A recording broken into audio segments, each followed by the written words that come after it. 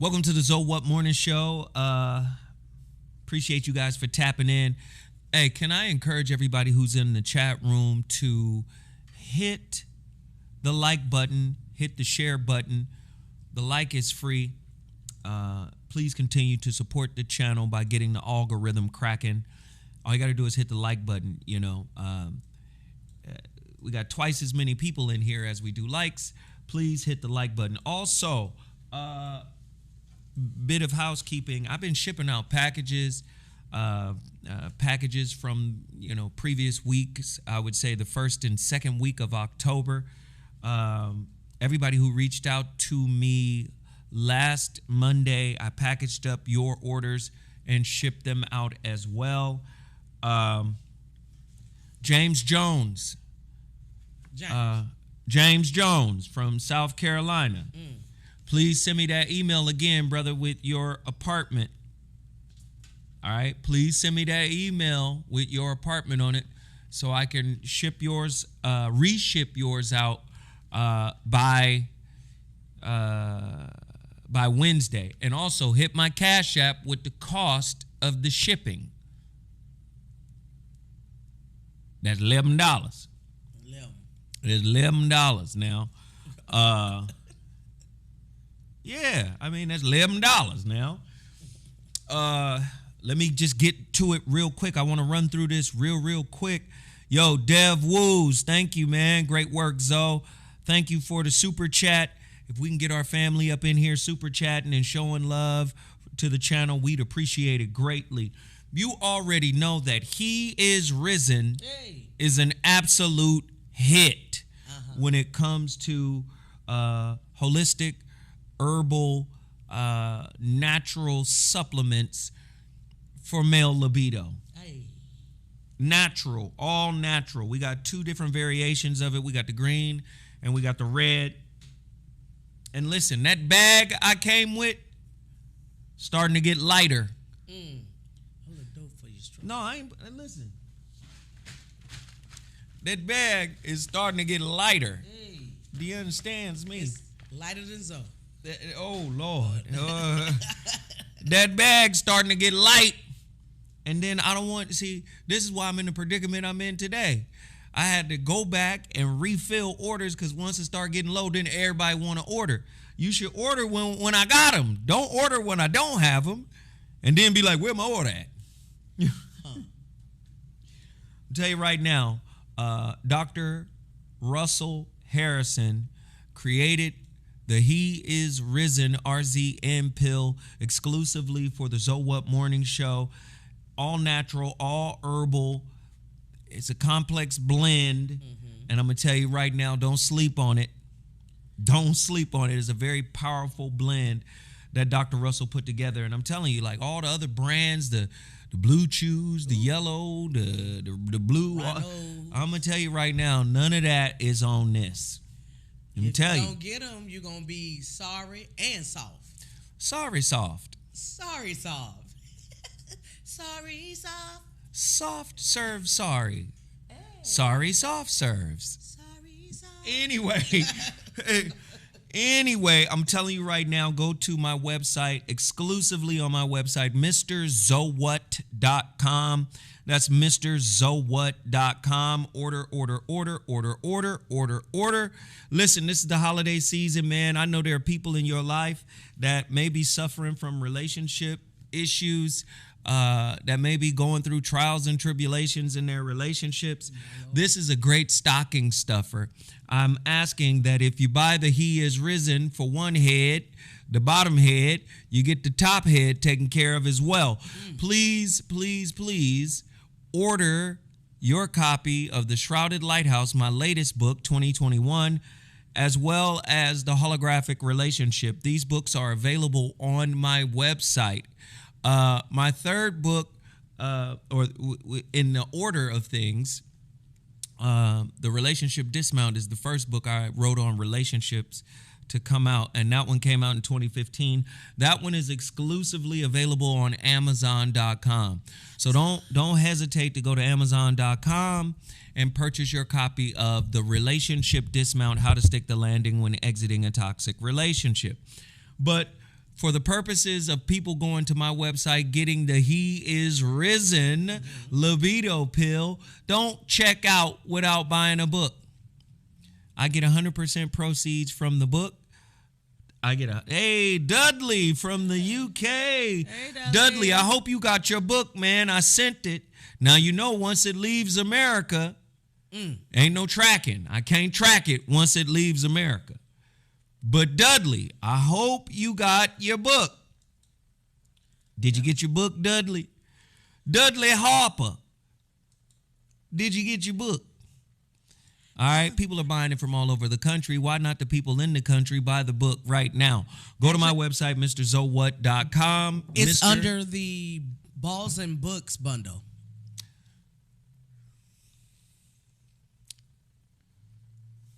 And scene. Back to you, Zoe. And the Balls and Books bundle? Yeah. The triple B's. It's a hit. I'm telling you. They're going to be action. Wow.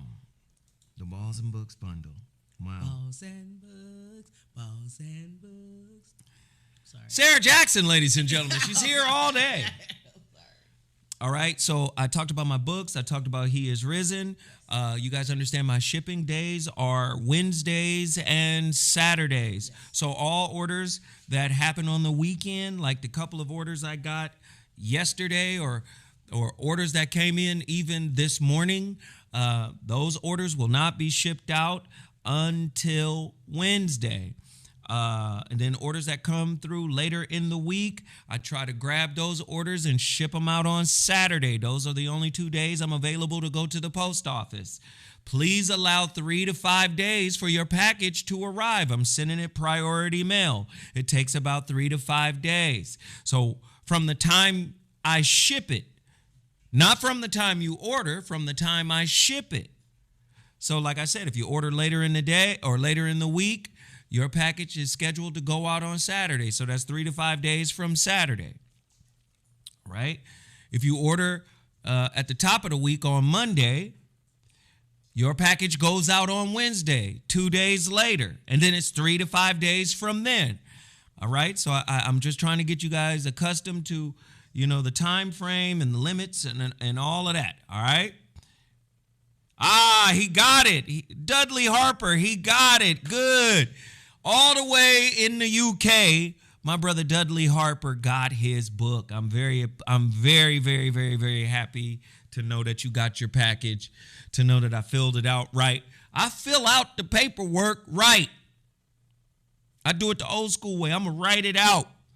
So anything you send me, I'm going to write it out. All right, let's keep it pushing. Total Package Energy, one of the premier energy shots on the market. Please continue to support Total Package Energy, black-owned business out of Oakland, California. They've got B shots. They've got P protein for shakes. They've got B12. They've got vitamin C. And they have an energy shot that is absolutely amazing. Black-owned business, been supporting them for over 8 years now. They've been rolling with me. Please continue to support this black-owned business. If you're going to do an energy shot, it should be a black-owned business. This is the premier energy shot created by a black-owned company out of the Bay Area. Continue to support. Go to TotalPackageEnergy.com. Tell them Zoe Williams sent you. Also, Beal sauce. If it ain't Beal, it can't be real. So I want you guys to continue to support this black-owned business. They're out of Sacramento, California. We appreciate their brand. We appreciate their product. The brother is a solid brother. This is a Marine Corps family, You understand? Brothers who've been in the Marines, and this is why their branding is such to represent the Marine Corps. We have Sergeant Sauce, Gunny Fire, and Schmuckatelli. Schmuckatelli is hot sauce without heat. Very good, very flavorful, great on fish and stuff like that. Please continue to support this brand. Black-owned business doing their thing. I love them. You should love them too. BealSauce.com.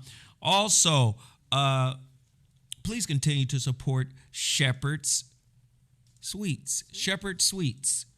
Shepherd Sweets has been rebranded.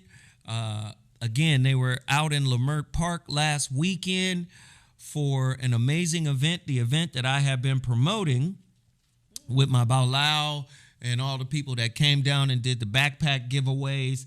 That was an amazing event where, my God sisters and a lot of people came to empower the community with supplies for students. And Shepherd Sweets was there as well. They have an incredible triple lemon pound cake that is bananas. Lord of mercy. They got this candy crack, which is crazy. It's like a toffee, and there's different variations of it or whatever. Please continue to support that business, shepherdsweets.com. And then, of course, they have their flagship sweet potato cake. Absolutely incredible. Absolutely fantastic. If you have a wedding, if you have a graduation, if you have any type of celebration, a birthday, you should reach out to shepherdsweets.com and support this black-owned business. Everything is made with love like your mama would do it. This is good stuff. shepherdsweets.com. All right, did I promote? Did I promote everything I needed to promote? Jawi Sola. Jawi Sola! Hey, this is my brother. When I tell you this brother is diligent, he call me every morning and just pray for me. He called me every morning and just pray for me. Like there's a real camaraderie of brotherhood. And I respect the brother, man. He called every morning and pray for me. And not praying for anything in particular, but just my well-being. Y'all need to call Jawi Sola and tell him Zoe Williams sent you. This is a brother who was born and raised in Nigeria. This brother is a Babalao. In other words, he is an Ifa priest. And I've been telling y'all better get off that devil worship shit now. Y'all better get off that. Okay? The white man done pimped you out of your own belief system. And believe you me, my Babalao ain't gonna reveal it. You know how many white people come to my Babalao? Rich, white, wealthy, Christian white folk. They be like, let me go to this Babalao. Do you understand what I'm saying? They villainized your belief system. I'm trying to tell you, African spirituality is making a resurgence. But look at, how come they never talk about the footprint of African spirituality? Coming out of Africa, do you know it's all over America? All over America. South America, the Caribbean, Mexico, it's everywhere. Cuba, America, it's everywhere. White man said, man, we got to suppress the knowledge of this. Did you know when France lost their war in 1804 to Haiti, did you know that white slave owners tried to suppress the information from ever reaching the American slaves? Did you know that? See, they didn't have the internet back then. Right? Mm-hmm. And a lot of times they felt like, well, we knew. This is even before the telegram. This is before the telegram. They said, well, we know because we're rich, wealthy, white landowners. So we know that we got ships and we get information that come back from the ships or whatever. Our slaves ain't got that kind of resource, so they'll never know that Haiti kicked the shit out of France. They'll never know that. But what they failed to realize was a lot of Haitians were still coming into American slave ports. And when they got into the American slave ports, they were delivering the news to brothers their brothers. This is before we were looking at each other sideways. This is before when we just saw each other as you in the same fucked up position as I am. Yeah. So these Haitians coming into the Americas were communicating the victory of the Haitians over the French. And that knowledge did cause uprisings in America. And American slaves saw the Haitians as heroes. They were inspired. There's a history book out there. I want you guys to go get it. It's a textbook. But I'm interested in reading textbooks, I love textbooks. I don't like to read fiction and goofy shit. It's called The American Yawp. YAWP. The American Yawp. A white man came up with that term. I think his name was Whitman. Go get that book. But it details how, Gabriel's rebellion was inspired. I think it's Gabriel's rebellion was inspired by the Haitian Revolution. I'm just here to tell you, man, your true knowledge, your knowledge of self, who you are as a person has always been suppressed. So when I mentioned to you guys about this brother Jawi Sola out of Nigeria, your conditioning has a reaction. Oh, that's African. Oh, that's witchcraft. Yeah. Your people created witchcraft, and the people who envy them demonized it and fed it back to you in an enslaved state. They couldn't have fed it to you while you were who you supposed to be, but they fed it to you when you were broken down, when you were suffering from Stockholm syndrome. They recreated the character of a witch, the image of a witch. Do you understand? And then fed it to you as a demonic entity. That's not what it is. That's not what it is. That's not what it is. This brother right here,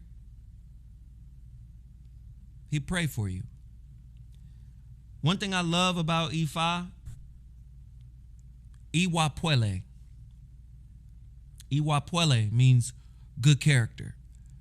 Everything you do must be in good character. And that pushes human beings to strive to be better. This is why I support this brother. This is why I promote this brother. This brother don't have to call me every day. That brother calls me every day and prays for me. He don't have to do that. But he does. He's a solid brother. Is his number on the screen? I hope so. Man, if y'all don't call Jawi Sola right now and just schedule a little prayer session with the brother, just get with him, man. All right, what else I got? All right, let's move. I'm trying to move this thing quick today. Let's get to it. A woman drops a list of things you should do for your man. Now, remember all the lists that came out. What restaurant you got to take me to? I think the men came strong and was like, the men had their list. But then what's interesting is the sister drops another list. A woman drops a list of things you should do for your man as a woman. I'm gonna be honest with you, man. That whole... Let me say this. As a man, I should do this. As a woman, Krishnamurti, man, said something very powerful, man. He said, it is conceptual thinking that keeps people separate. Society is the one that is the author of 99.999% of your ideas and concepts. You might not think that's true, but it is. All you got to do is sit down and journal original idea. And journal on the ideas that ruminate, that run circles in your head all the time. And you'll find out that they were authored by somebody else. Do an original thought journal and see how many original thoughts are actually your thoughts. And understand what original means. Something that has never existed before.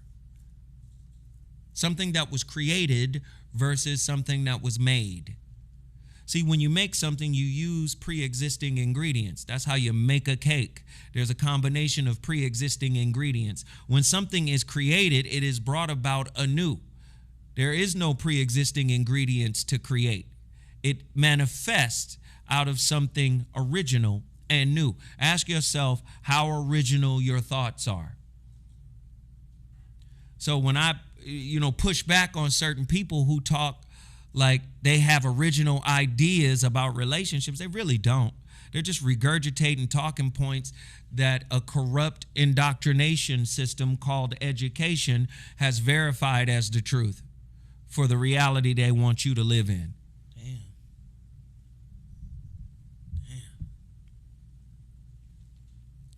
But motherfuckers be standing on it and regurgitating it like they're the author of it. No, you're not. Woman drops a list of things you should do for your man as a woman. List of things you should do as a woman. And then the question is, do you even meet the qualifications of everything that you're requiring of a man? This is the list y'all created. All right. Here we go. Y'all don't have to agree with this. I'm not promoting this as the truth. I want to know what y'all think. I want to know.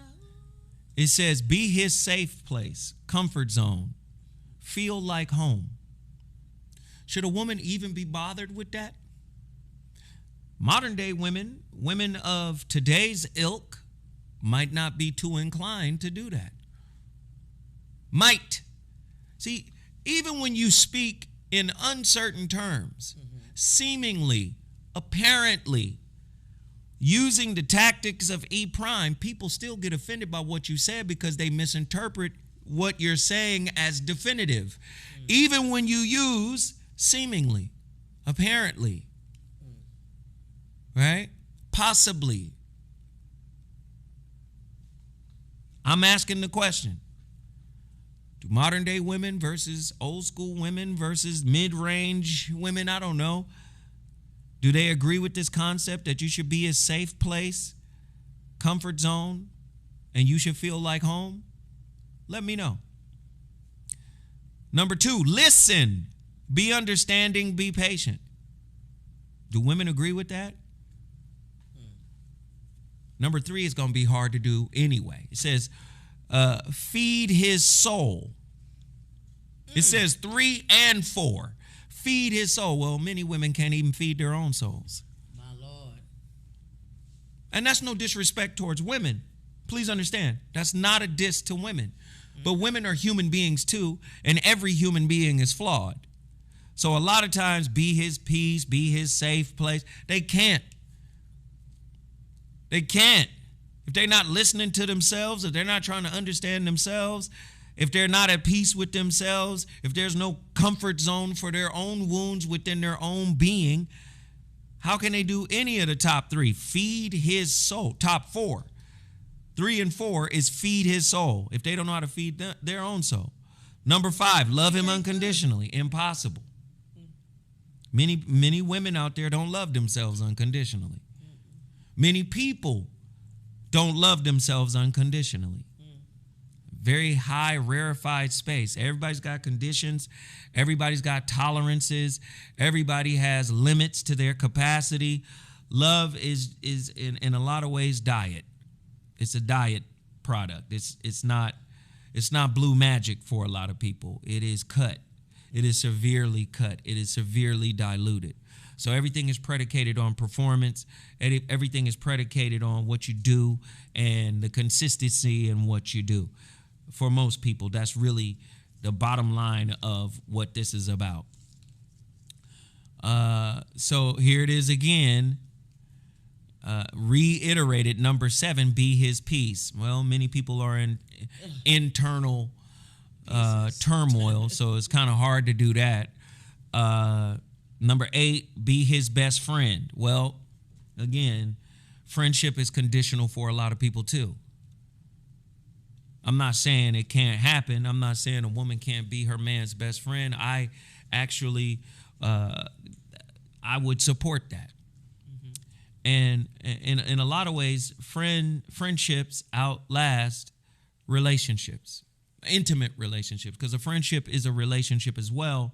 But in a lot of ways, your best friends and your friends, typically those relationships outlast intimate relationships because the stakes are different. You know, the expectation is different. In a lot of cases, that's what happens. Can your woman be your best friend? I would hope so. Can a man be his woman's best friend? I would hope so. But that still gives no guarantee that the relationship is going to survive or thrive. Number 9, uplift, encourage, support him, believe in him. And that doesn't mean believe in the outcome of what he's going to do. A lot of times we'll look at a person and we'll see them situated and positioned in such a way that we think, oh, this person has a good chance of achieving their goals. So we tend to get behind them. We tend to ride with them because of what we perceive as a high probability that they might succeed. So in a lot of ways, we're not uplifting and we're not really encouraging or supportive for the sake of just being that way. We want to be remembered once the outcome is achieved. So again, we're kind of there rooting in a conditional way. So if you can find somebody who truly uplifts you just for the sake of uplifting you, without a payoff, without some type of payback, if you can find somebody that encourages you and supports you and doesn't want anything from you, somebody who believes in you, if you can find somebody like that, you found something amazing. Number 10, give forgiveness, grace, and be compassionate. All of these things have limits because the degree of authenticity of forgiveness, of grace, and compassion and empathy is in direct relation to the degree that we have given to ourselves. So if we're not empathetic towards ourselves, if we're not compassionate towards ourselves, if we're not understanding towards ourselves, if you're harsh on yourself and you beat yourself up at every single turn, every mistake you make, if you disappoint yourself all the time, and I do this, I'm guilty of it myself, it's really hard to extend unconditional forgiveness, unconditional grace, and unconditional compassion and empathy towards someone else if you haven't achieved that ability to do it for yourself. This is impossible. Well, this is a get back society.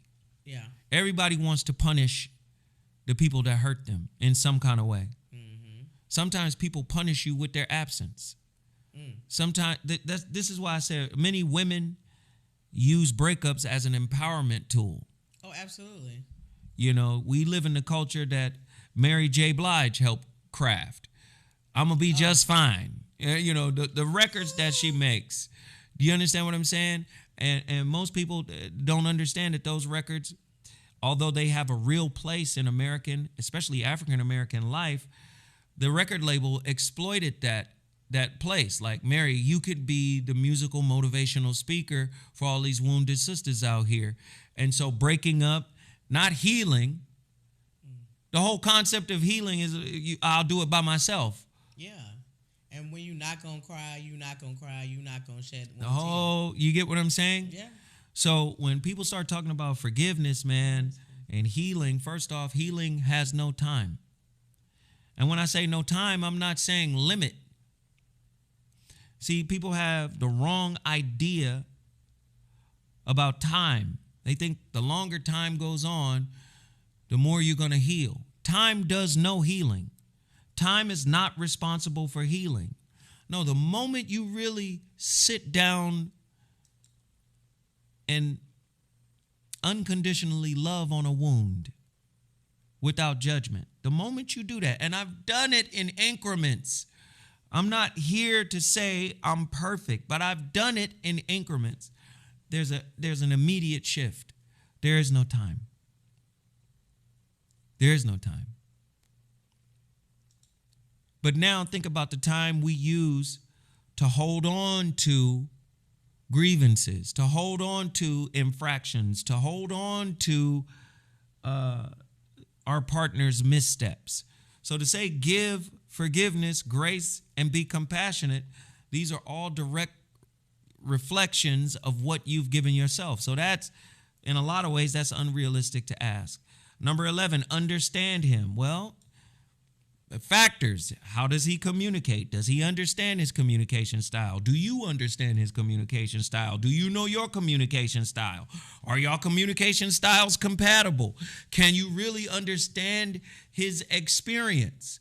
You might be able to understand his ability to articulate what he's saying. You might be able to intellectually understand what he's saying, but do you understand what he's saying experientially?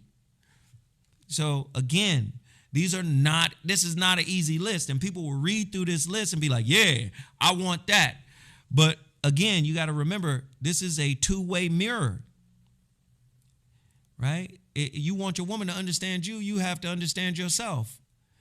And also, in turn, understand her. One of the easiest things here is give him space. Yes, we all need space, and he should give her space. Number 13, cook for him, feed him, home-cooked meals. Right, yeah, that's fine. I'm not sure. No, that's an easy one. But again, men think, I'm your man, just cook for me. Okay, fine. All right, I'm with that. Let's cook. Sometimes I'll cook for you. How about that? You can cook a little bit, son? It ain't going to be what you cook. Hot dogs it is. Yeah. At least they be chili dogs. You might get a warmed up pizza, you know. I'm just saying, yeah, okay, cook for him. That's great. Number 14, respect him. Again, there's that duality. Can't respect him if she doesn't respect herself. And she can't love him if she beats herself up for what she perceives as self-disrespect. Like, I can't believe I allowed him to do this and do that, and then they beat themselves up in a masochistic kind of way. So if you're beating yourself up, you're not respecting yourself. If you're not respecting yourself, you can't respect other people. So that's an easy ask, right? 15, be submissive, allowing him to lead. Well, if he's dumb, should she do that? If he's self-unaware, should she do that? If he's broken and unhealed, should she do that?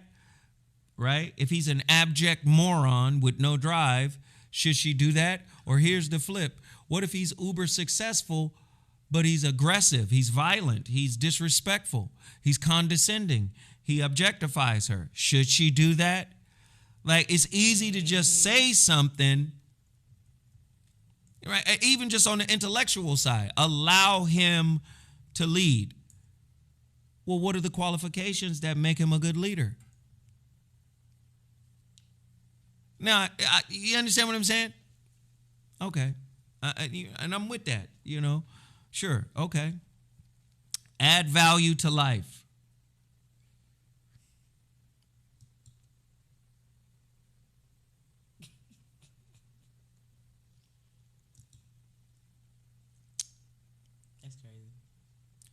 Do you know how to do that? Like, it's easy to say these things, but when you start stripping them down, do you know how to add value to life? Man, I done met some of the most argumentative, cantankerous, peaceful people in my life. Peaceful? They be like, I'm at peace. I don't want no smoke, and be sending up smoke signals. Be nurturing. Okay. All right. Nurture yourself too. Heal and grow with him. Not this generation. They don't know how to heal and grow with. This is the generation of healing and growing without. Y'all not listening. They don't know how to heal and grow with, not this generation. Heal and grow with him. The slightest infraction will get stretched out like Laffy Taffy wrapped around the world 1 trillion times. And this isn't to marginalize what is classified as a moderate infraction.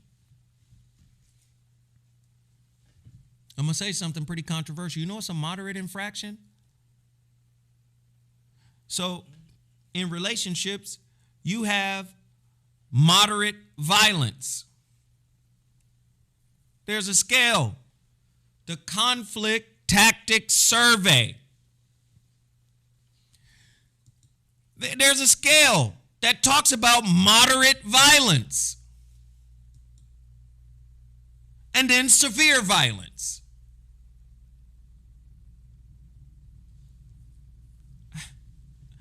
Hey, y'all lacking on the like button for real.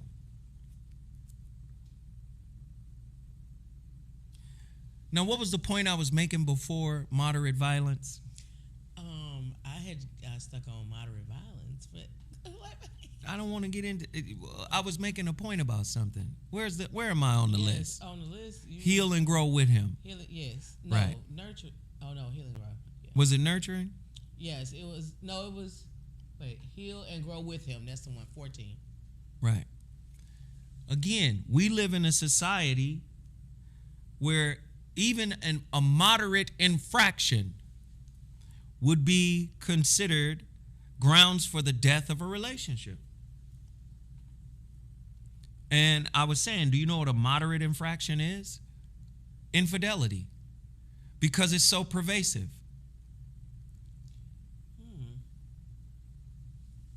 Do you know infidelity is rooted in ego?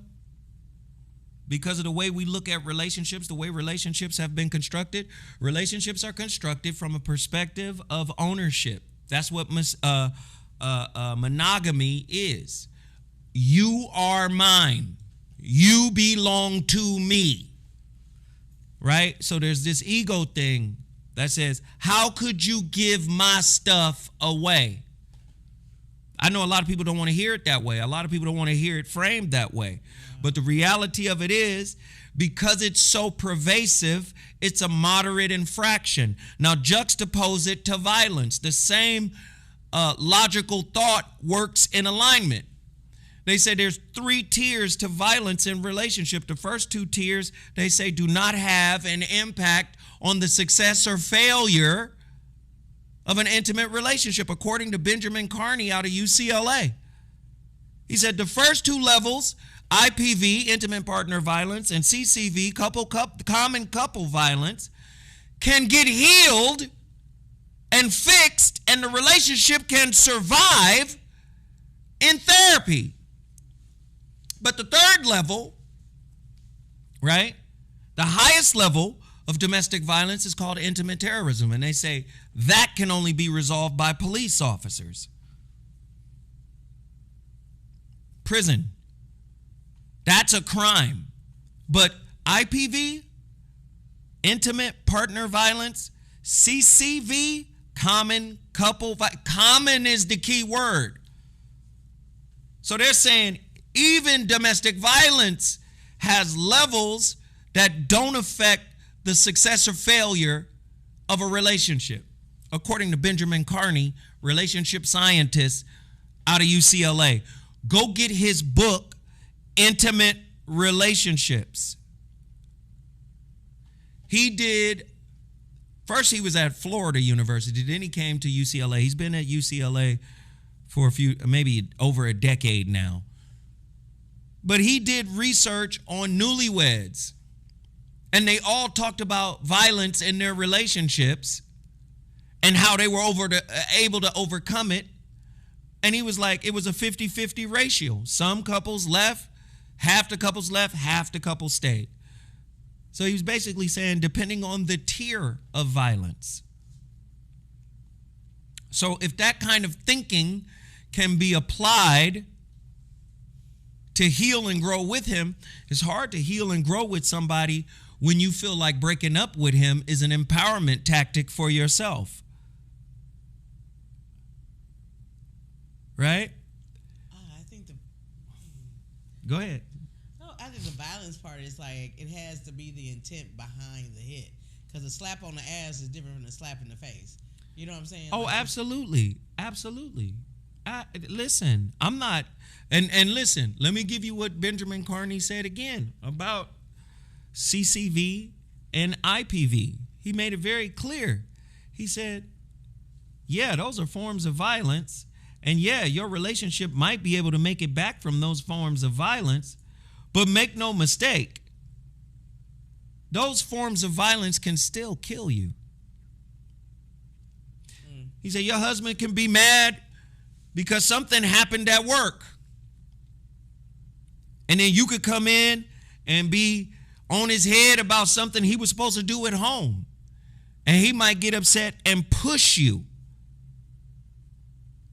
You could get pushed and stumble and trip and hit your head on the edge of the counter and die.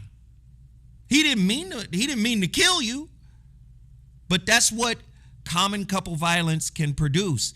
That's what IPV can produce. You can still be injured, hurt, and even possibly killed. That's crazy. But the point that's being made is research has already shown that couples make it back from violence. They make it back from violence. So when I'm looking at this grow with him, heal and grow with him, many women have an egoic aversion to growing with someone that hurt them. And the reason why that is because many people, not just women, many people don't know how to process being hurt by someone who loves them.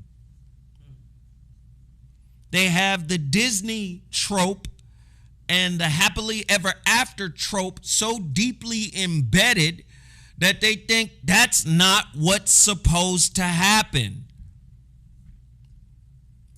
So many people say, I can't heal and grow with a perpetrator. I can't heal and grow with the villain. Many people think that way. This is why I'm saying even this list, although it reads like it's all good, this is an unrealistic list as well. Mm-hmm. All right? Give him king treatment. Wow. Not all men deserve king treatment. Yeah, what is this a list of any man, their man, somebody you think is your man, your boyfriend, your husband? This is a lot for someone that's not committed to you. Yo. Are y'all going to get the He Is Risen? We don't have any orders for He Is Risen today. We don't have any book orders today. I need you guys to support these brands today. He Is Risen is a top selling, trust me, top selling, almost out. This is my bag. I'm almost out of the bag. Well, not almost out. I would say halfway. But listen, I need you guys to support this brand. Go to my website, heisrisen.com. I mean, not heisrisen.com, excuse me, MrZowhat.com. Get this Libido pill, specially made by master herbologist and detox specialist, Dr. Russell Harrison. As a matter of fact, you can go to his website as well, russellharrison.com. russellherbals.com and get your detox. russellherbals.com and get your detox. But if you want these, He Is Risen. Trust me, get them today. I'm going to the post office on Wednesday. Get them today. Also, don't forget to support my books, The Shrouded Lighthouse and The Holographic Relationship. As a matter of fact, only 5 copies, physical copies of The Holographic Relationship are available. Go to my website right now, MrZowhat.com. Back to the list. Let me get that out of here as quick as possible. Sarah? Huh? That list. Yeah, I was getting it back. Oh, I'm sorry. Sarah, that list. That list. That list. So I'm not, listen, man. The last one is take his soul. Well. You lying. What?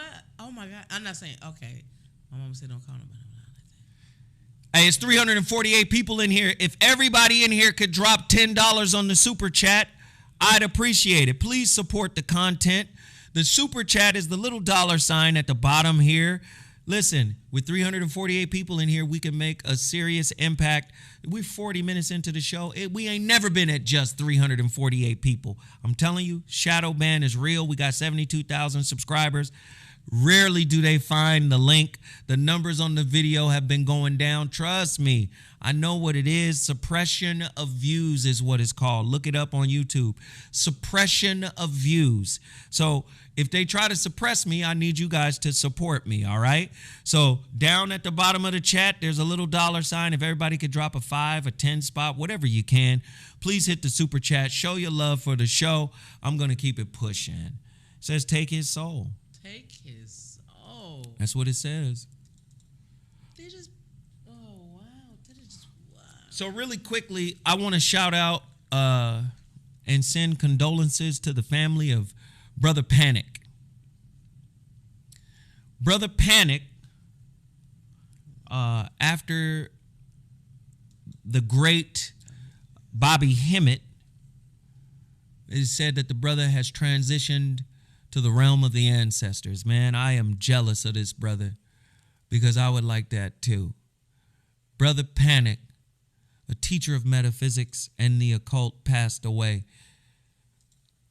And let me just say, like I said, he was down with Bobby Hemmett. I was only graced to speak to the brother one time. We got on a call together. We were trying to put together, when I was doing the Zolo Mansions, I was trying to put together a show with him and I just loved the brother's work. I loved his teachings. Again, he was an occultist. White people have taught you that the occult is evil. Occult is their Greek and Latin word for that which is hidden, right? Their Greek and Latin word for that which is hidden. Well, they have hidden knowledge that they don't want you to have. That's what a mystery school is. And all the symbols of the mystery school were never, ever authored by white folk. They were authored by us, the melanated people of the world. And this brother, like Bobby Hemmett, we're bringing this knowledge back to us. Now, for many of us, we all act like the house slave when your original knowledge of self gets taught to you. Oh, Lord, this that old devil worship, and oh, that's old Saint Nick, and oh, hey, wait. No, that's your knowledge. And your knowledge is the intellectual, psychological, spiritual foundation of all other cultures. It's all yours. And it's been robbed. It's been stolen. White man named Gerald Massey wrote a book called Egypt, Light of the World. Not Light of Africa. Light of the world. In other words, the world's light comes from Africa. Once they pillaged the knowledge, what did the thieves reframe Africa as? The dark continent.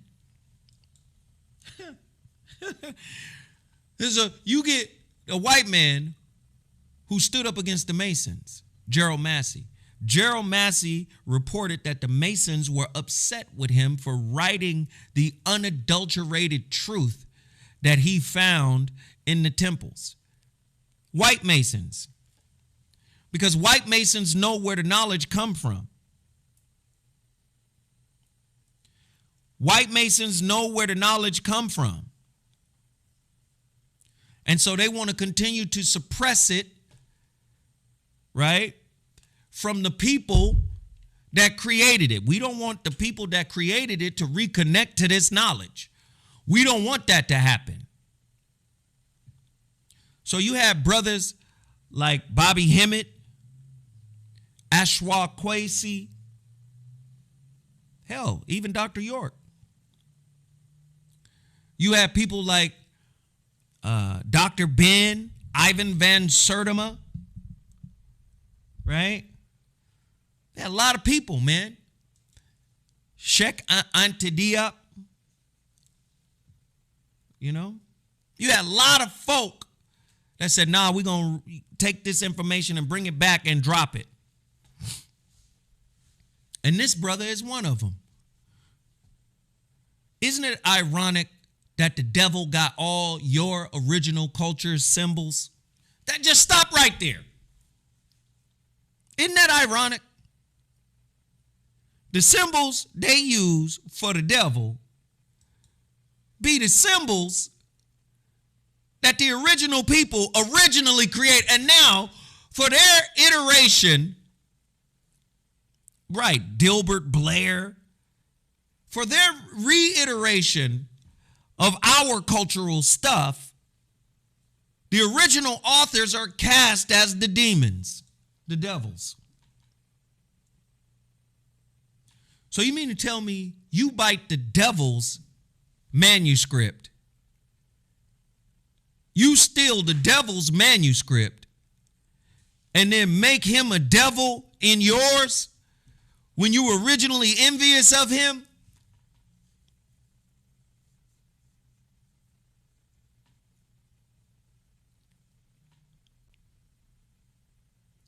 Hey, David Edwards, thank you for buying your copy of The Holographic Relationship. Hey, man, I appreciate that, man. Every little bit counts. When you guys buy a book from me, I can get that money instantaneously. And I need y'all help today. Please continue to support. Go to my website, MrZowhat.com. Thank you, good brother, for buying a copy of The Holographic Relationship. Are y'all listening to what I'm trying to say? You're going to steal from God because you envy God. So you're going to steal God's knowledge and then cast God as the devil in your plagiarized form of the philosophy God created. Think about that for a second. You're going to cast God as the devil in your remix of a story you stole. I just want to send love and prayers out to the brother's family. Very good brother, solid brother, an incredible teacher, and had incredible knowledge. You guys can just type in Brother Panic on YouTube, and some of his videos be 6, 7, it'd be hours long. It's a lot of information.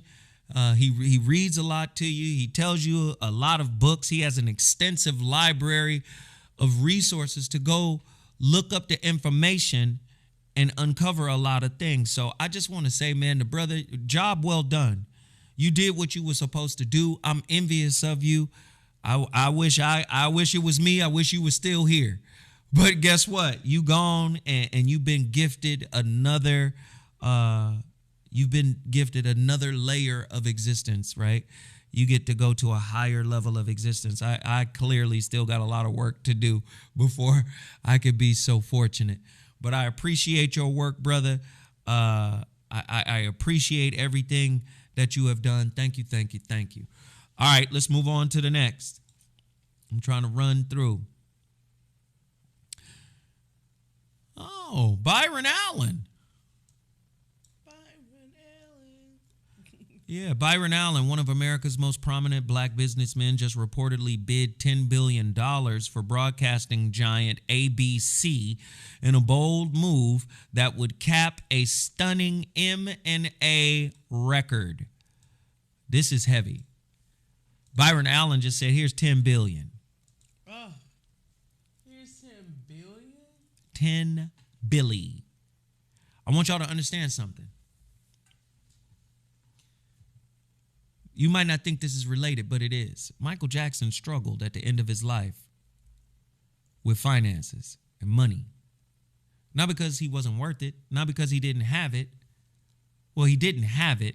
He just didn't have access to it. It was tied up.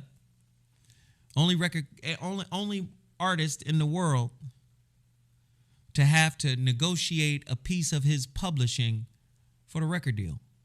Meaning, not saying that that isn't widespread, but you have to understand the publishing that Michael Jackson had. A publishing house, ATV, Sony ATV, publishing that had, at the time of his death, over 900,000 records. That had an annual worth of $1 billion. That was a joint partnership with Michael Jackson and the bosses of Sony Records in Japan, Sony Japan. So every time he comes in, oh, you want to do a $7 million video? Well, can you give us a piece of the publishing? You know why? Because publishing represents real estate in the music industry. Publishing represents real estate in the music industry. When you own real estate in the music industry, it scares the powers that be, because their whole job was to rob you and rape you of your real estate. Your creativity is your real estate. So when you create something, that's yours. This is your intellectual property. So the first thing they want to do is tap into your poverty and say, let me buy a piece of your real estate with a loan. Why am I using Michael Jackson? To talk about Byron Allen. Byron Allen is getting into Meg waters, Meg-infested waters. Oh, hell yeah. The Meg. And I'm with him. Go out there and get it. But these are Meg-infested waters. Please understand that. ABC. American Broadcast Company. Oh. These Meg-infested waters. And, hey, go on. Swim with them, big dog. But they about to try to chum the water on you. Oh, hell yeah. I'm just saying, I want to see this brother win. I'm an advocate of this brother. $10 billion bid, go get him. But be mindful. When black people start trying to own real estate,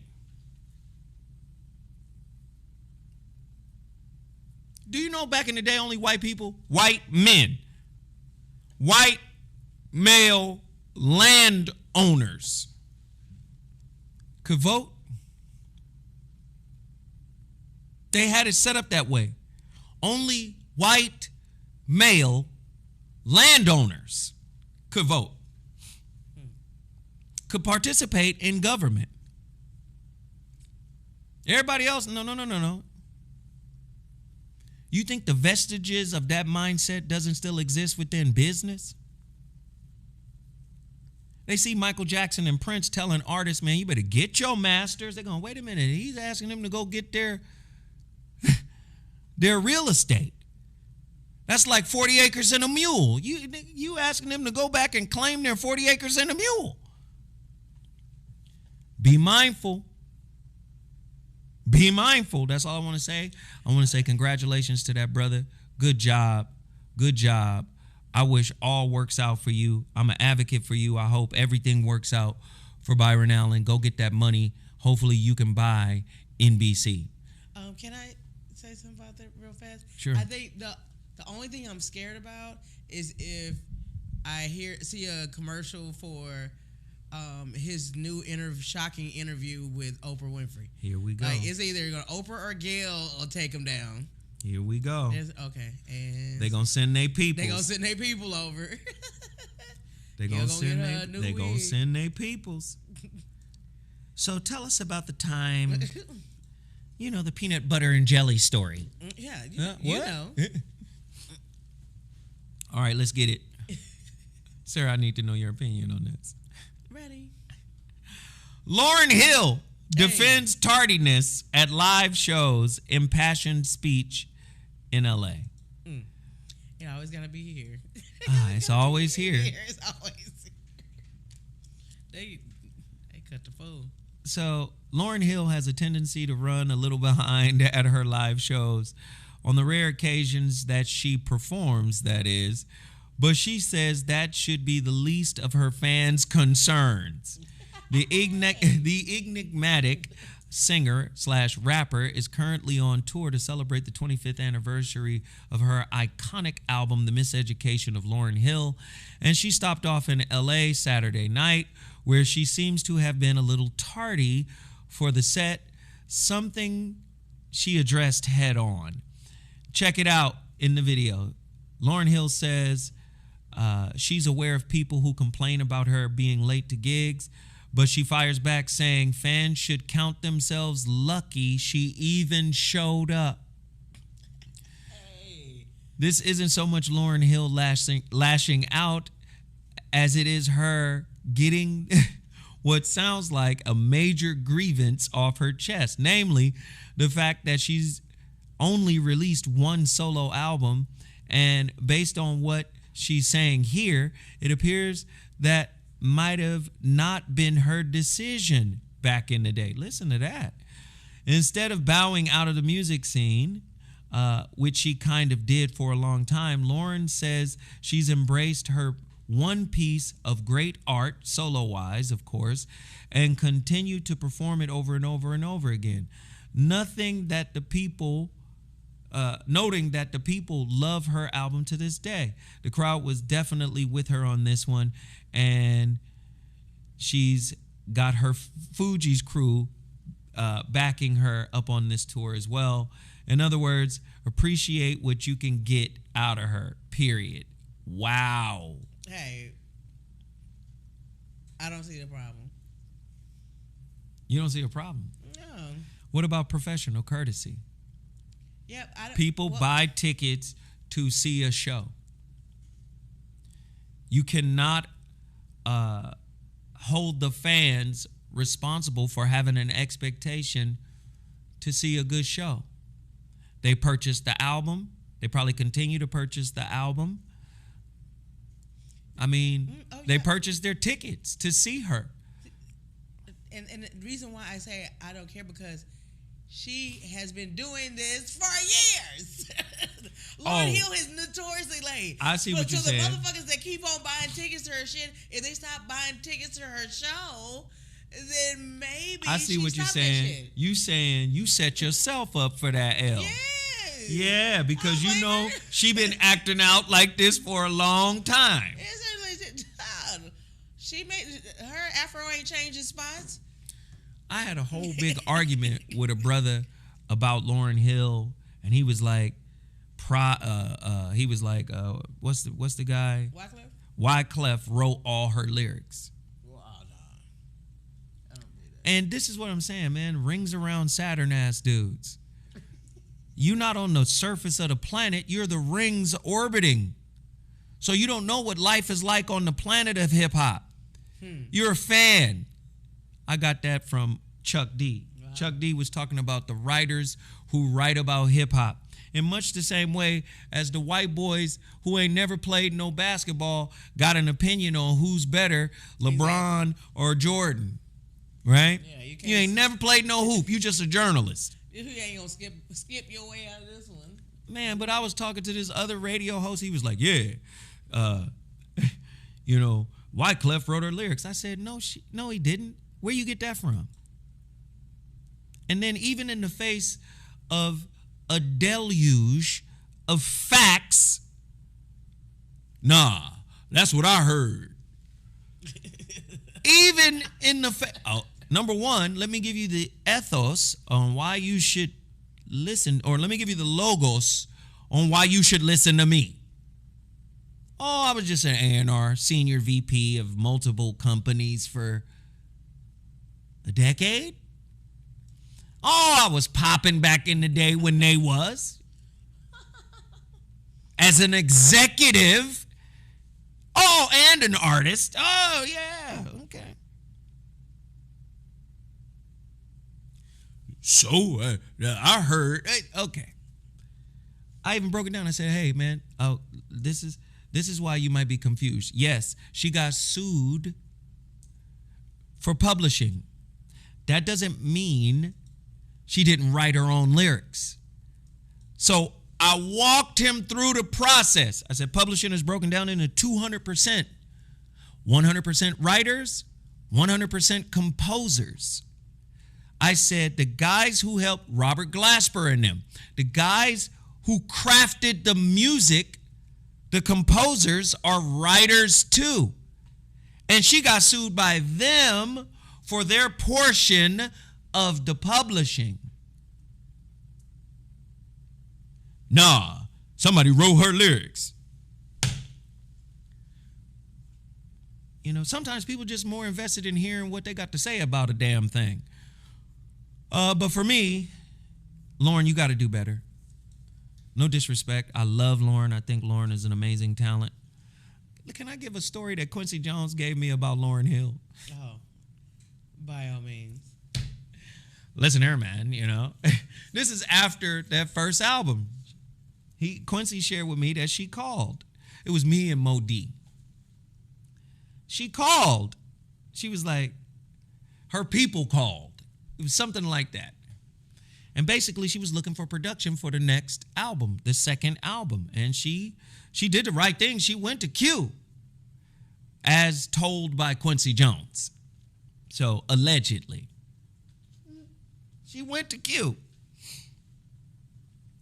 And basically, her people was like talking to Q about the possibility, and she's about to call you, and, you know, don't refer to her as Lauren, refer to her as Miss Hill.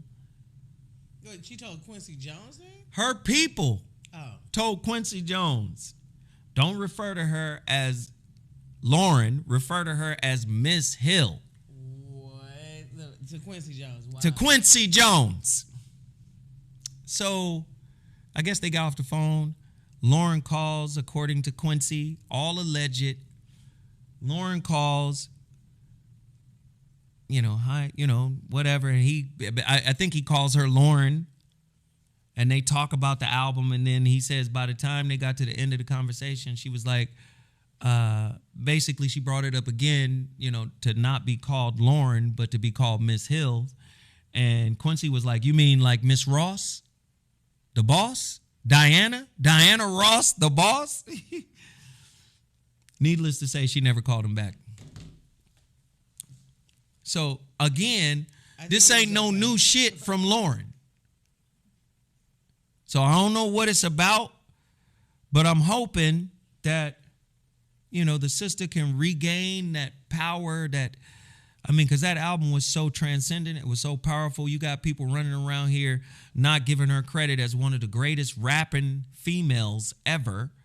To me, she's my number one rap female artist. She's the dopest MC hip-hop has ever seen as a female. A lot of people don't give her that credit because, they, you know, the guy that was talking, the other radio guy was like, yeah, she's a singer and a rapper that can dust off dudes. Yeah.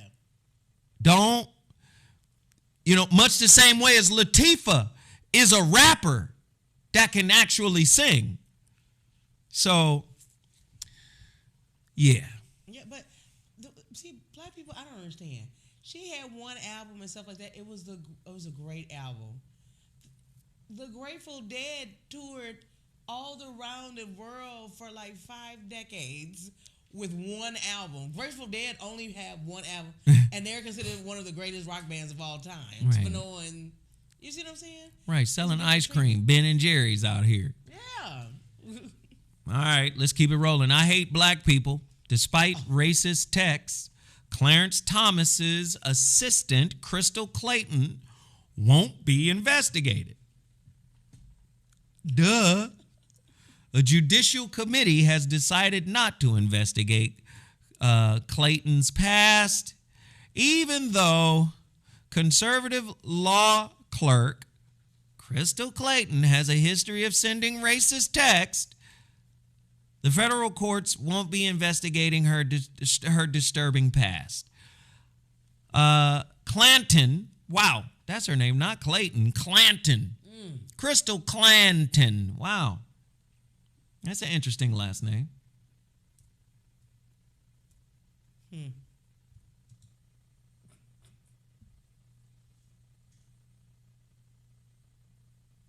Crystal Clanton. Clanton played a vital role in Turning Point USA in 2015 and 2016. Charlie Kirk's conservative nonprofit that worked to court young people. Clanton managed to turn her beliefs into a gig that would land her appearances on Fox News. Too black or not black enough. Wow. She was saying all type of reckless chicanery. And I mean, white people been letting white criminals off since they came to America. Since they contaminated America. Okay, cool. Well, I'm not going to spend too much time with her. Let's move on. Bye-bye. Bye-bye. Bye. Goodbye. Get your ass out of here. Let's do this. DJ Kool Herc hailed by LL Cool J as larger than life at Rock and Roll Hall of Fame induction. DJ Kool Herc, many people consider to be the Flashpoint, the founder of hip-hop. They call him the founding father of hip-hop. There are a lot of people who disagree with that. But for the most part, the consensus says that he is the founding father of hip-hop.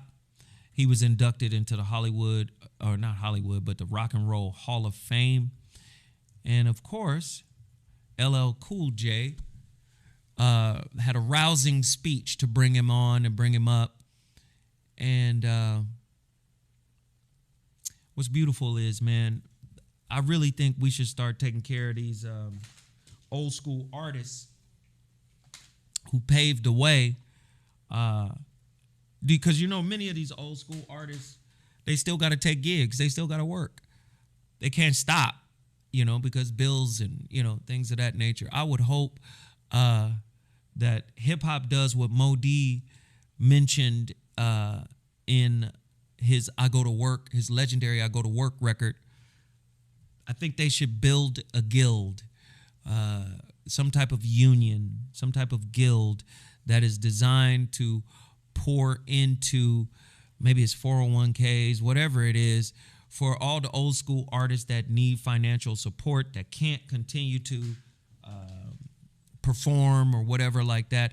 I think they should do something like that, because one thing an award won't do is pay your rent. Well, he got no money? He didn't make no records. Oh. You know what I'm saying? He started by DJing in the park, taking over abandoned buildings, plugging into the electrical and DJing with these huge speakers, and kids would get out there and be dancing and break dancing and, on the break beats.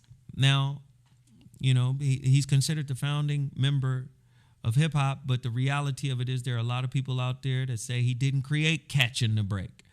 He didn't create Catching the Break.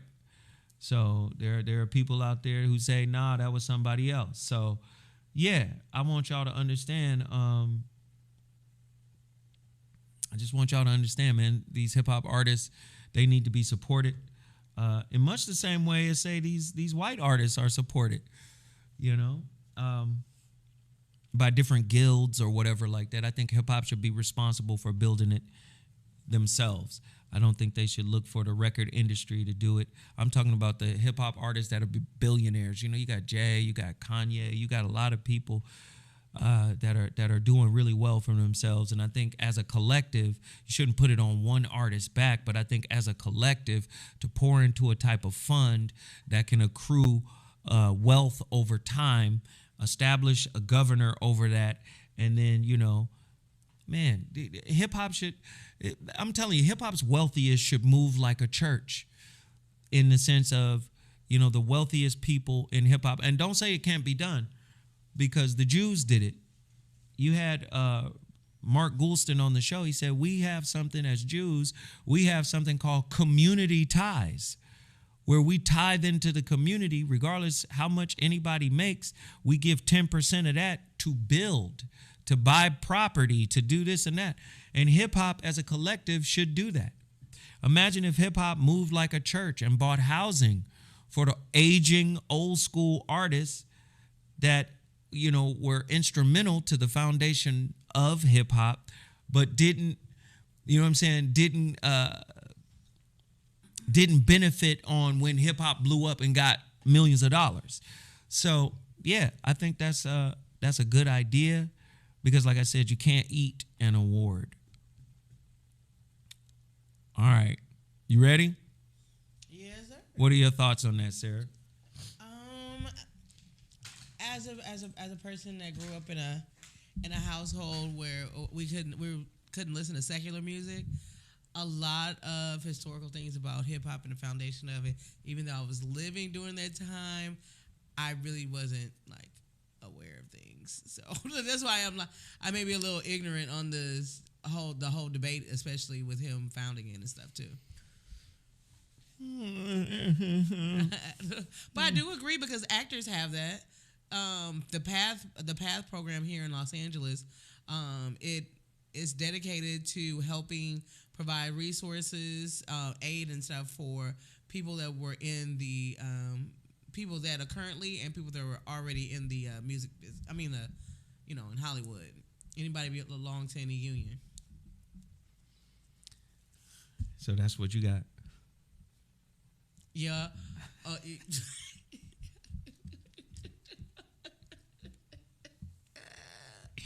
Because first of all these rappers got all this money, and LL Cool J saying this nice stuff about that, and this man come up here with, he probably got that from the beauty supply, the little dashiki and a little knit hat. I don't want you to do that, man. Don't do that. I'm sorry. Don't do that. Don't. That's DJ Kool Herc. Don't do that. Yeah, it's like his pockets hurt too. No, Herc, like Hercules, not Herc. Oh, I'm sorry. I'm sorry, little man. With you don't get to, you don't get to wealth shame. I'm sorry, not wealth shame. That's what you're doing. No, how? Nah. No, Kool Herc is a legend, man. You got some factions. He is. You got some factions that favor Hollywood. Right? Mm-hmm. Hollywood was, downtown. Who is Hollywood? DJ Hollywood. Oh, okay.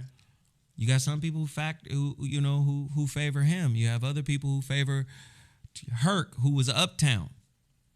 You know what I'm saying? So interesting stuff. Let's get this last and final topic, because I'm not going to be here all day today. Oh, okay. Listen, I encourage you guys to support the show. Not just show up. I encourage you guys to support the show. Everybody that has hit the super chat button, I appreciate it. But I would love for you guys to do it as a collective. It's over 400 people in here. If 400 people gave $3, that's $1,200. Why is it so difficult for black people to support their own? It's easy for you to show up and watch the show, but it's difficult for you to support, even in the most modest way. Now, we've had some people come in here and drop $100. Some people drop $200. We've had people really support in a major way. But when I ask you guys to support in the smallest increment possible, it seems like it's like pulling teeth. You guys are in here because you like the content. You guys are in here because you enjoy the content. If it's 430 people in here and everybody drops $3 to $5, we've made a massive impact. Now, there are some people in here like Truemonger, like Attila Phillips, who are also here for my evening show, right? My evening show, the Voice of Reason on KBLA Talk 1580, right? So I don't necessarily encourage them to hit the super chat, because they hit the super chat damn near every day. That's how. There go Willie Johnson. Hey, Willie Johnson, thank you. Willie. That's how dedicated, though, people like Attila, Xylon, Nzinga, Van. who? Van. Is it Van? Yeah, Van. There's a lot of people, I can't remember everybody's name. Kiona, there's a lot of people in here who show up all the time. Miss AKA, you know what I'm saying? I don't want to disrespect anybody by forgetting their name. Yeah. I heard that Tariq Nasheed is coming out with a hip hop documentary, and more power to him. I recently reached out to Tariq on his Instagram because Brother Jay reached out to me through my homeboy Joseph Lineberg. Now, Joseph Lineberg is a trumpeter. He's a musician. Joseph Lineberg created the song How Much a Dollar Cost for Kendrick Lamar. He also created the song You Ain't Gotta Lie to Kick It for Kendrick Lamar. You ain't gotta lie to kick it, my nigga? Yeah, that was my homeboy, produced by Joseph Lineberg. I hooked Joseph Lineberg up with Tariq before because Tariq needed a trumpeter on one of his songs that he was doing. And then Joseph called me about a month or so ago. Hey, everybody is showing up now. That's what I need. If everybody did it on a collective level, this is what makes it powerful. It's $5 from 3 people is like, oh, okay, YouTube gonna take 30% of that. But if everybody does it, it's just $5. Now, let me come back to what I was saying. Joseph reached out to me, and he had Brother Jay on the line, and Brother Jay was like, yo, I'm trying to hook up with Tariq. And I sent Tariq a message on Instagram, if I'm not mistaken, to get in contact with Brother Jay. So, low key, I just keep to myself, man. I ain't really trying to do too much, but I need y'all to support this channel. I need everybody to make a run on this channel right now. I've asked you guys to support He Is Risen. He Is Risen is a solid product. I put it away, but He Is Risen is a solid, all-natural, organic product created by one of the world's greatest natural herbalists, Dr. Russell Harrison. Go to russellherbals.com to find out. Can I tell you again? Can I tell you this real quick? Dr. Russell is the one that got Bud Crawford tight. Bud Crawford was on Dr. Russell's 8 weeks. He was on that detox program for 8 weeks. Cleaned his whole system out. Dr. Russell is one of the coldest herbologists in the game. He created a super potent red pill and green pill. It's a libido pill. A red and green libido pill for men called He Is Risen. Go to my website, MrZoWhat.com. I promise you, if you get a couple of these capsules in your system, you're gonna feel something different about yourself. Oh, you're gonna be a tingling in your members. There's gonna be a tingling in your dangling. Hey. Yeah, the dig. That's all I gotta say. A little jingle in your bell. A jingle. It's gonna be a new angle Yeah. to your dangle. Okay. You understand? That's all I got to say. So I want you guys to continue to support that brand. Go to MrZoWhat.com. MrZoWhat.com and order yours now. But as you do that, I only have 4 copies of this left. Can I get the last 4 copies of the holographic relationship sold today?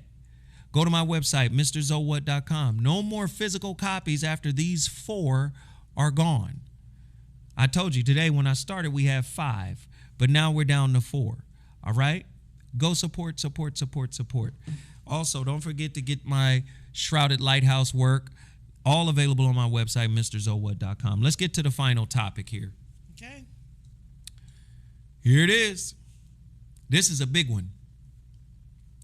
Minister Louis Farrakhan and Nation of Islam sue the ADL and SWC for defamation over anti-Semite label.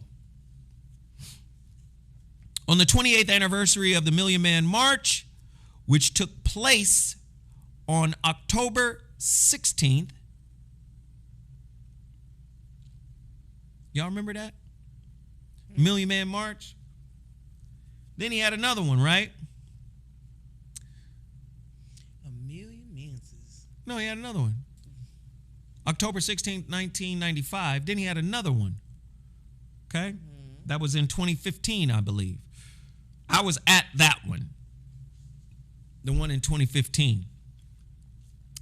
The Honorable Minister Louis Farrakhan and the Nation of Islam have filed a lawsuit against the Anti-Defamation League, aka ADL, its CEO, Jonathan Greenblatt, the Simon Wiesenthal Center, SWC, and Rabbi Abraham Cooper of the SWC. The lawsuit has been brought before the federal court of the Southern District of New York, alleging First Amendment violations and defamation. For over 4 decades, the defendants have labeled Minister Farrakhan and the NOI as anti-Semites and or anti-Semitic based on theological differences and Minister Farrakhan's critique of some Jewish community members, among other issues. This labeling has been impacted by Minister Farrakhan's mission to address African Americans' spiritual, mental, and moral struggles due to historical oppression. The lawsuit asserts that this false characterization has also affected various public figures, including Nelson Mandela, President Jimmy Carter, Reverend Jesse Jackson, Bishop Desmond Tutu, and others whom the defendants have similarly been labeled. This case is seen as significant in defending all Americans' freedom of speech, religious practice, and association. Minister Farrakhan will provide further insights into the lawsuit at an upcoming press conference, highlighting the importance of protecting the principles embedded in the First Amendment and the Constitution. Your thoughts, Sarah? He taking on the big dogs. And I think that he should, because it helps the social climate right now, and the cancel culture and everything like that actually helps his claim towards them. You know what I'm saying? They're original people to, like, I mean, you know, like to stick to try to basically destroy someone's reputation and everything, and label people that causes them to lose, you know, opportunities and everything. So I think he should. You know, he just do more than them people. Right, because in the 90s, he was on tour a lot. You know, he was on tour a lot, but he was also getting shut down a lot because he couldn't tour certain colleges. Mm-hmm. The colleges was getting in trouble, you know, and again, it may have affected some income for him. Not that it's about money, but the freedom of speech piece is really big because that is supposed to be woven into the fabric of American society. But exactly. You have to remember, since the advent of the Constitution, that the Constitution was brought into being after the Articles of Confederation were abolished. The reason why the Articles of Confederation were abolished is because the Articles of Confederation were purposely designed to make government weak. The reason why they were purposely designed to make government weak is because white settlers had grown despondent with Great Britain and the rule of Great Britain. They didn't want to be subjects to Great Britain anymore. They saw the British government as tyrannical. So when they established their own government here, once they started to form colonies, they said we got to purposely make the government weak. So this is what this whole thing is really about. You got some people who say, all right, the government has too much power, or you got some people that say, no, the government needs to be strong, right? So what happens is this tug of war, which was signaled by George Washington's farewell speech, he said that there would be factionalism, right? He said that different parts of the nation would be hard to control because they have their own beliefs and ideas. He said there would be bipartisanship. He basically forecasted, because you had the Federalists and the Anti-Federalists, that this would happen. And then you have to remember, white folk, right? Do you know white folk made it set up to where, hey, you have to be white, male, and wealthy to even be considered really a human being? Do you understand? In the early part of the Constitution. Wow. Now, when you look at black men or black women, you wasn't even a man. You were a bottle of resin. A black man or woman was a cell phone. You are a device.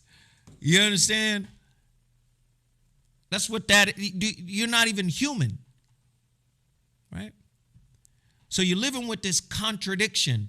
And as each subsequent administration goes on in American history, you have different moments where this original thought of, is the government too strong? Is the government not strong enough? The government should be for the people, Republica, or should the government be this central government that everybody else relies on? Then you have to remember, freedom of speech died a long time ago, but they won't say it. This is why, people lean on the Constitution as, well, these are the bedrock principles of our society. They've never been really bedrock. Andrew Jackson versus Thomas Jefferson. Is that the right name? Andrew Jackson? I think so. Andrew Jackson and Thomas Jefferson argued. They argued. Thomas Jefferson was like, I'm for the white people that own property. Farmers. So he was an anti-federalist. Go look up the anti-federalist papers. He was an anti-federalist. And what does that mean? He was against big government. He was against government being strong, because he knows when a government is strong, a government can become tyrannical. Like many of the tyrannical kings from England. Do you understand? This is why England had to set up a parliament, because every now and again you'll get a king that says, listen, it is my divine right to rule. And under that authority, God made me king. So have all your wives come in here and wash my feet. And all your wives got to give me a child at some point. Some kings were despotic. So in order to protect the people, they had to create a parliament.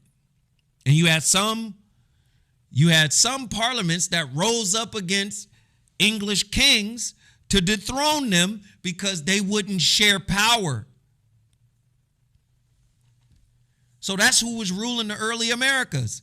So when they decided to start a government, it was a weak government on purpose. And when they talk about inalienable rights, they're not talking about the 3/5 of a black man and woman. Now, as we move further, these early perturbations, ideological perturbations within this society grew and evolved. This is how we get red and blue today, red and blue states, Republican and Democrat. This is how we get that today. You understand? Bipartisanship. The Constitution is merely a piece of paper because the Federalists won. That argument that started way back in the day, go back and look it up. It was an argument between Andrew Jackson right? And Thomas Jefferson. You know what it was about? It was about the creation of the first American bank. Andrew Jackson said, we need this damn bank. America needs a central bank. Thomas Jefferson said, where does it say Congress has the power to even create a damn bank? And if Congress creates a bank, that would give Congress a blank check to operate outside of the parameters of the Constitution. So the Anti-Federalists were pro-Constitution.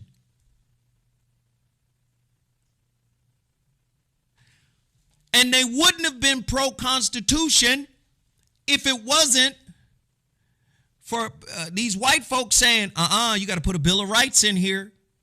We need a Bill of Rights, freedom of speech, freedom of religion. We need a Bill of Rights. So they had to add 10 more because initially the Constitution didn't have no Bill of Rights to it. So there was no real guarantee that the common folk, i.e. just the white people at that time, were going to be taken care of. So black people come in here and say, too much blood, too much tears, too much sweat, too much pain, too much torture, abuse, trauma. We are deserving of some of these inalienable rights y'all talking about, right? Shit. Y'all ain't even human. And even if they say you human, you see a lot of times they act like you ain't human. That's why I read that story.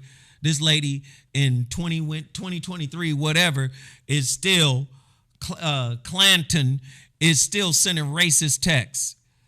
You say, oh, this don't affect the kid. That was 150 years ago. Wrong.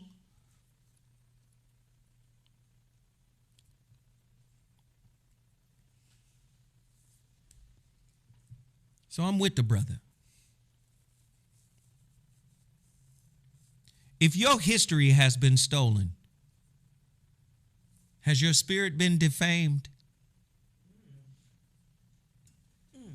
If your sense of self has been pimped and marginalized,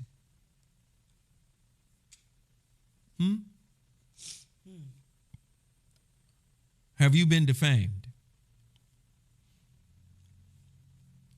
Advent of technology shut it all down. What's that guy, Stossel from ABC? Oh, John Stossel. John Stossel. Look it up on YouTube. It should be up there.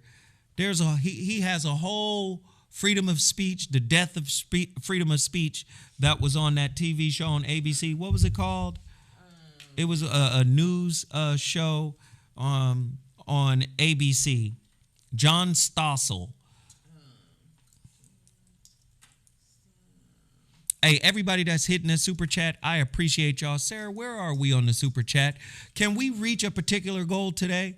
I would like to set a goal. What does it say we at, Sarah, when you get a chance?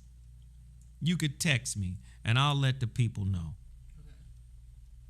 Oh, campus. He has one on campus citizenship.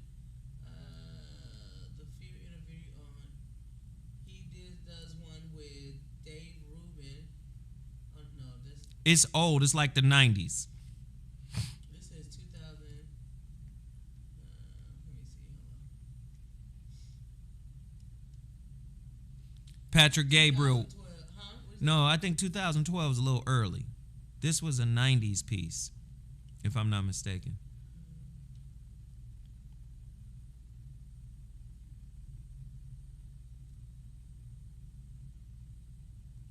Don't make me find it, Sarah, because Sarah be lost. Yeah, come on now. You don't know what I'm looking. You don't know what I'm looking for. I spell Stossel. Stossel, I think. John Sto. What'd you say? Oh, there it is. John Stossel, slapped by a wrestler. That ain't it. John Stossel, freedom of speech. Free speech. There it is. Let's see. No free speech at college. Attack on free speech. Did you find it? I'm looking at my there's a freedom of speech. He had a whole, but listen, he had a whole series. Here it is. Let me see. Censored America? No, What's happening to free speech? Stossel. That's it. There you go. So it's an hour long. It's an hour long. It's on YouTube. It has 64,000 views. It's 11 years old. What's happening to free speech? Stossel. It's how it's worded.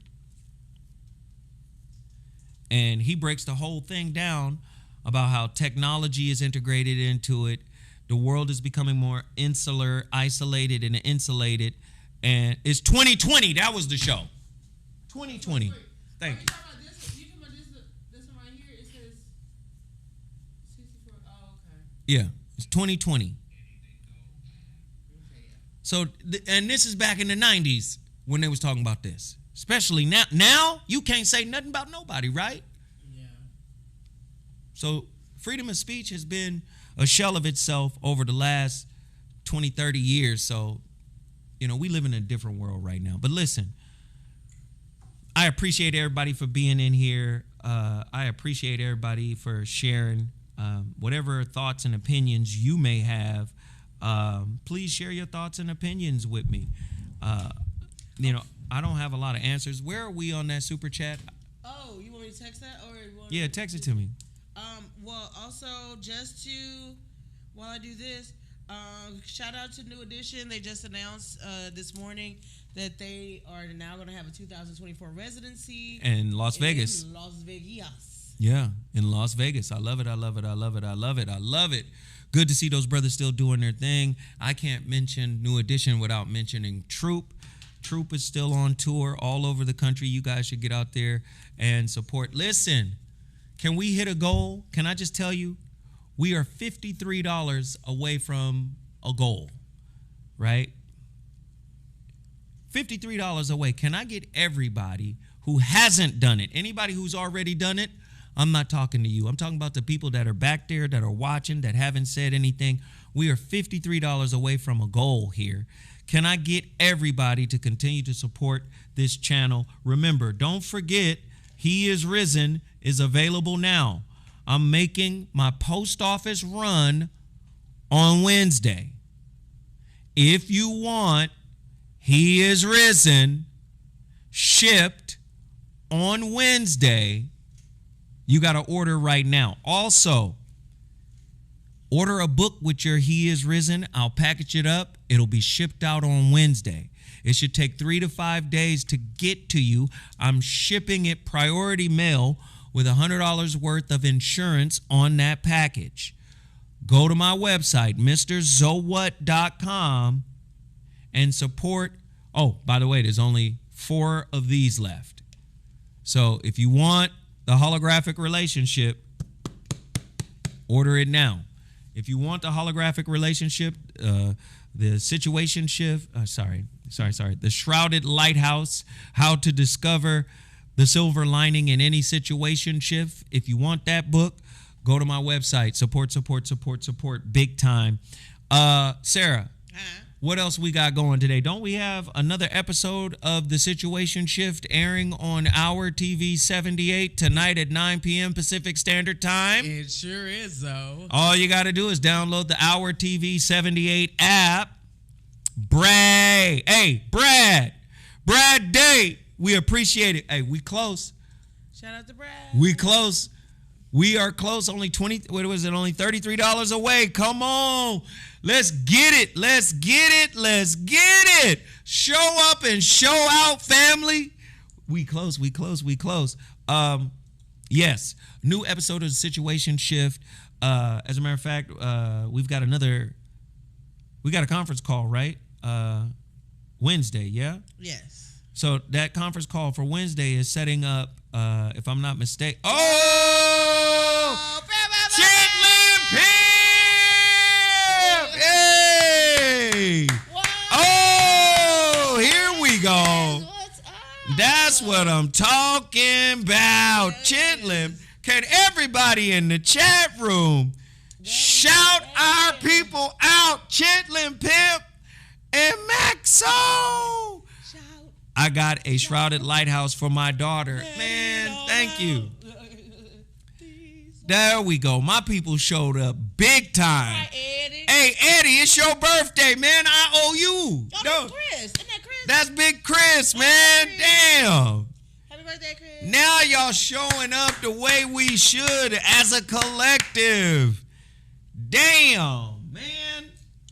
Hey, I was saying something. That'll throw you off a little bit. That threw me off. Can everybody in the chat say thank you to those brothers? Can everybody in the chat please acknowledge those brothers? Please acknowledge those brothers. Oh, the Situation Shift tonight. Another episode of the Situation Shift airs tonight.